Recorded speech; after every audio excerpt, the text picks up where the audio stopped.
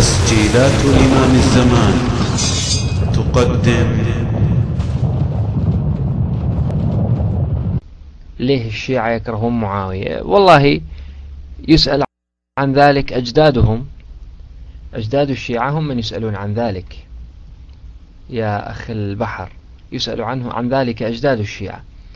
حينما نراجع التاريخ نجد أن عبد الله بن وهب الراسبي، وهو من المشاركين باغتيال عثمان بن عفان رضي الله عنه وارضاه، نراجع كتاب الكافئة مثلا للمفيد صفحة 37، وهو من كتب الشيعة طبعا، يبين فيه بأن عبد الله بن وهب الراسبي هو امتداد لحركة النفاق. حركة النفاق لم تنطفئ بوفاة عبد الله بن أبي بن سلول، وإنما استمرت، لكن بعد أن مكن الله عز وجل المسلمين، مكن لهم دينهم الذي ارتضى لهم، الذي حصل أن حركة النفاق أخذت وجها آخر. ما هو هذا الوجه؟ طبعا في عهد أبي بكر رضي الله عنه وأرضاه لم يكن هناك فرصة لحركة النفاق أن تتحرك بحكم التمايز الذي حصل إبان حروب الردة. في عهد عمر بن الخطاب كان من الصعب جدا، لأن بسبب شدة عمر بن الخطاب رضي الله عنه وأرضاه في الحق. ثم في عهد عثمان بن عفان رضي الله عنه وأرضاه الذي حصل أن يعني أصابت الأمة في عهد عثمان بن عفان رضي الله عنه وأرضاه الرخاء الاجتماعي، الرخاء المادي، وكذلك ابتعاد ساحة المعركة أو ابتعاد الثغور عن مركز الدولة. فجيوش عثمان بن عفان رضي الله عنه وأرضاه تجاوزت حدود الفرس ووصلت الآن يعني إلى بلاد ما وراء النهر، وجيوشه في المشرق وجيوشه في المغرب الآن يعني وصلت إلى السودان. صار هناك مركز حضاري. مصر استقرت، العراق استقر. فحالة الاستقرار هذه أدت إلى تبلور حركة النفاق مرة أخرى. هذه المرة انضمت إليها الشعوبية وانضم إليها رؤوس اليهود، وما حصل أنهم اغتالوا عثمان أمير المؤمنين رضي الله عنه وارضاه ذي النورين. وما حصل بعد ذلك استمرت الأمة في الانجرار وراء الفتن. وطبعا أول المستفيدين من الفتن كانوا هم المنافقين. أول المستفيدين من الفتن هم المنافقون كانوا. فما حصل بعد ذلك أن عبد الله بن وهب الراسبي بعد أن نجح في إشعال معركة الجمل، وقد تكلمنا عن هذا الموضوع كثيرا،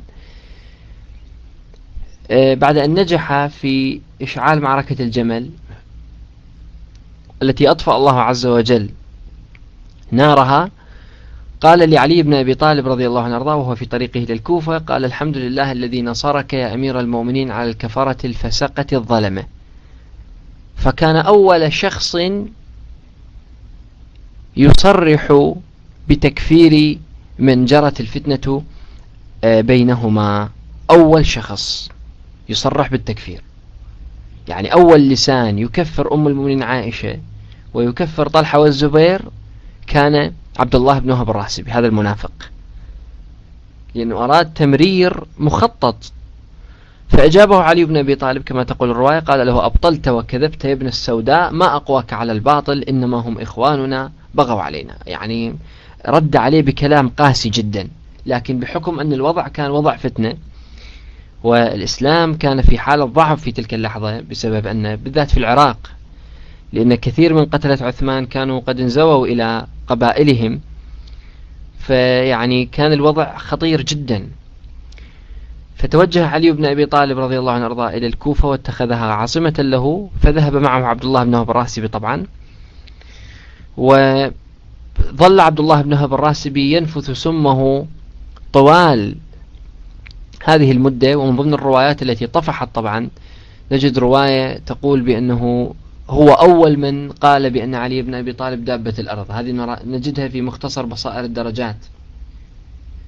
فلعظم هذا القول عمار بن ياسر رضي الله عنه وارضاه وشخص آخر اقتاداه إلى علي بن أبي طالب يعني بشكل مهين ومذله حتى يرجع ويستتاب عما يقول.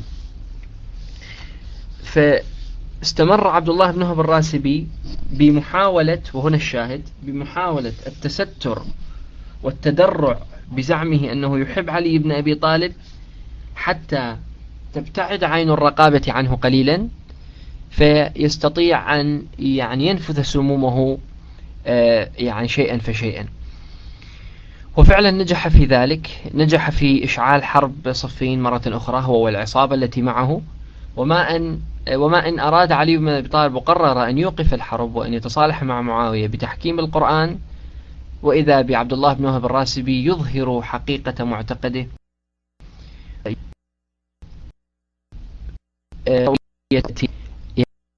حاول أن يخوف بن أبي طالب وقال له: إن صالحت معاوية وحكمت الكتاب بينك وبينه فأنت أكفر منه، إن الحكم إلا لله، إن الحكم إلا لله. فرد عليه علي بن أبي طالب بالكلمة التي صارت مثلا بعد ذلك، قال له: كلمة حق يراد بها باطل، وكفى بالقرآن خصيما وحجيجا. فبعد ذلك طبعا لم يبقى هناك خيار أمام عبد الله بن وهب الراسبي وبقية رؤوس الشيعة إلا أنهم أظهروا عن حقيقة ما يعتقدونه، فرفعوا سيوفهم وقاتلوا علي بن أبي طالب في معركة صفين. وكانت هي المعركة الوحيدة التي حدثت في عهد علي بن أبي طالب، كانت هي المعركة الوحيدة القائمة على أساس عقدي، على أساس تكفيري. يعني لا طلحة والزبير كانا يكفران علي بن أبي طالب، ولا علي كان يكفرهم، وكذا ما كان معاوية يكفر عليا، وما كان علي يكفر معاوية. لكن بالمقابل أهل النهروان كفروا علي بن أبي طالب رضي الله عنه وأرضاه، وكفروا معاوية، وكفروا الجميع. وهذا يظهر لك حقيقة المعتقد الشيعي. فإذا كان رأس الشيعة وهو الأب الروحي لأعمدة العقيدة الشيعية اللي هي عقيدة تكفير الذين حصلت بينه وبين علي بن أبي طالب الفتنة، عقيدة الولاية، عقيدة الإمامة، عقيدة الغلو علي بن أبي طالب، إذا كان الأب الروحي لهذه العقيدة هو إنسان ناصبي في طويته، فهذا يدلنا على أن كل شيعي الآن هو إنسان ناصبي. وإذا ما جد الجد يقول لك كما قال أجداده من قبل: ليس حبا بعلي ولكن بغضا بمعاوية. نحن ما قاتلنا معاوية حبا بعلي، ولكن بغضا بمعاوية، وبغضا بالإسلام، وإبقاء لنار الفتنة مشتعلة بين المسلمين. ملاحظ، إذكاء لنار الفتنة وإبقاها مشتعلة بين المسلمين. وهذا الذي حصل، هذا الذي حصل بعد ذلك. الذي حصل بعد ذلك بأن طائفة الخوارج هي طائفة شيعية بامتياز، وأنه الشيعي هو كما يقال باللغة الإنجليزية potential خارجي أو ناصبي محتمل. مجرد ما تعرض الشيعي، وأنا أثبتت لكم هنا في الحوارات أنه مجرد ما نذكر للشيعي قول علي بن أبي طالب يقول لك لا، يصل إلى مرحلة تخطئة علي بن أبي طالب، يقول لك علي بن أبي طالب غلطان، أخطأ علي بن أبي طالب في تزويج ابنته لعمر مثلا، كان يستخدم التقية. تذكرون هذا الشيعي اللي حاورته هنا قلت له: هل أنت ستسمي أبنائك بأبي بكر وعمر وعثمان؟ قال: مستحيل، على قطع رقبتي. قلت له: طيب، قال علي ما رأيك بأن علي بن أبي طالب سمى أبنائه ثلاثة بأبي بكر وعمر وعثمان؟ قال: هذا شأنه. طيب، أنت من المفروض تتبع أمير المؤمنين؟ قال: ما العلاقة، أنا هذا شأنه. فإذا جد الجد هو خصم لعلي بن أبي طالب، لأنه بالنسبة له أهل البيت مجرد غاية، مجرد وسيلة وليس غاية. الغاية هو الإسلام، الغاية هو الدين.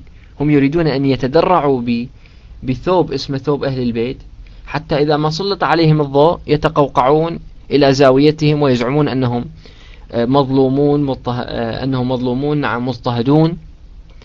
مثلا إذا قلت للشيعي: أنت لماذا تقول بأن القرآن محرف؟ يقول لك: لا، المسألة ليست تحريف القرآن، أنت تتهمني بأنني أقول بأن القرآن محرف لأنني أحب فاطمة، لأنني أحب أمير المؤمنين، لأنني أحزن على مصاب الزهراء. شوف، فنجحت خطتهم مع الأسف الشديد، نجحت خطتهم. لحد وقت قريب كان الناس يتحاشون الدخول معهم في حوارات، لأن النظرة العامة المأخوذة عنهم بأنهم يحبون علي بن أبي طالب ويحبون أهل البيت وغيره وغيره وغيره وغيره. لكن جزا الله شيخ الإسلام ابن تيمية خير الجزاء، لأنه كان من الرواد الذين وقفوا في وجههم، ومن الرواد الذين فضحوا طويتهم، ومن الرواد الذين أظهروا بأن عقيدتهم عقيدة ناصبية بامتياز. ولا يغرنك زعمهم بأنهم يحبون أهل البيت أو شيء من هذا القبيل. على أي حال، حي الله أخي العزيز جعفر الصادق. طيب، بما أنك وصلت أخي جعفر حتى أسلمك الإدارة إن شاء الله، بما أنك وصلت أخي العزيز، لأنه نكب البرامكة أخي لواء عمر، لأنه نكب البرامكة هارون رحمه الله، لأنه نكب البرامكة بعد أن قتلوا موسى بن جعفر في السجن، فلذلك هم يكرهون هارون الرشيد رحمه الله. طيب، والبرامكة هو امتداد طبعا للفكرة الشعوبية وللخط الشعوبي المتمثل بعبد الله بن وهب الراسبي. لا، البرامكة شعوبيون رافضة، قتلوه البرامكة، لأن البرامكة هم كانوا كانت السجون كلها تحت أيديهم. البرامكة كانوا يسيطرون على السجون، كانوا متغلغلين في سلطة الدولة العباسية بشكل مرعب. طيب، فانتبه هارون رحمه الله إلى خطرهم، وانتبه إلى جرائمهم، وذاقوا وبال أمرهم، ذاقوا